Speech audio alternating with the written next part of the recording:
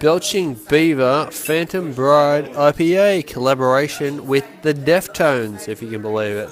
7.1%, Simcoe, Amarillo, Mosaic, and Citra. Sounds like a pretty good blend to me.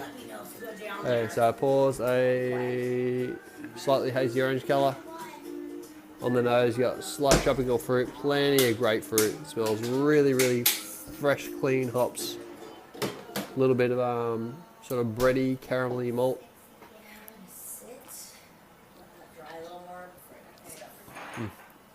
It's mostly hops in the mouth. There's a light malt character there. Medium light up front, medium light body, fairly dry finish, medium firm bitterness. There's plenty of hops in there. Mostly grapefruit with a hint of tropical fruit underneath. A little bit of passion fruit in there, I think. It's really, really nice.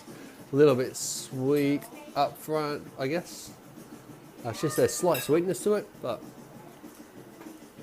it's a lovely dry finish. Really well made beer, well balanced. It's not over the top with anything. It's just easy to drink. At 7.1%, it's showing no signs of alcohol warmth or alcohol heat. It's really, really nice. I think it's an excellent beer, and I would love to be able to get this at home.